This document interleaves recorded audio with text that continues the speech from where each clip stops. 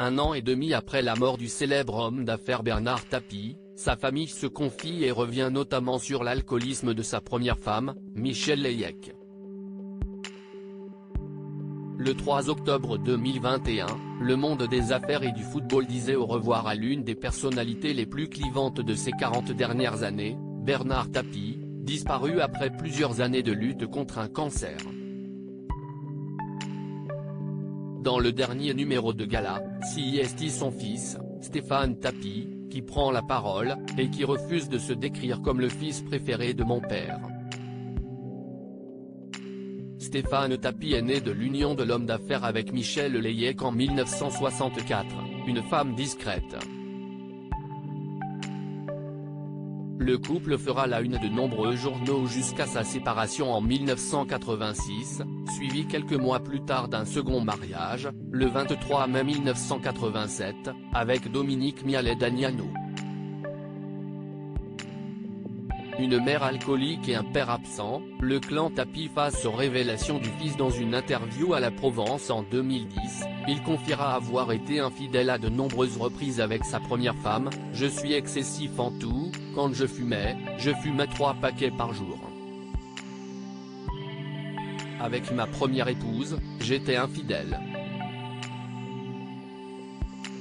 Michèle Leyec est décédée peu de temps après son divorce avec l'ancien propriétaire de l'Olympique de Marseille, des suites d'un cancer dû notamment à son alcoolisme grave. « Elle était la femme de ma vie, mais je n'ai pas vécu de jeunesse, car il fallait toujours être en alerte », confie Stéphane Tapie. À sa mort, il demande à son père pourquoi elle et pas toi, avant que ce dernier lui révèle avoir compris ce qu'il voulait dire lorsqu'il perdra sa propre mère en 2013.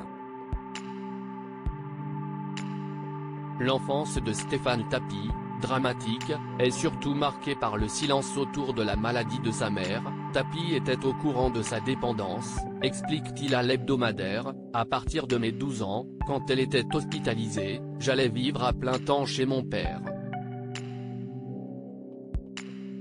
Il empoignait sa mère pour la sauver de l'alcool. Ça ne durait jamais très longtemps et, de toute façon, les cures ne servaient strictement à rien.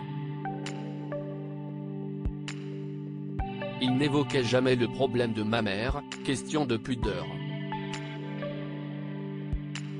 Raconte-t-il alors qu'adolescent, lorsqu'il découvrait Michèle Leyec très alcoolisée, il l'empoignait tant bien que mal et, la tirait, jusqu'à son lit.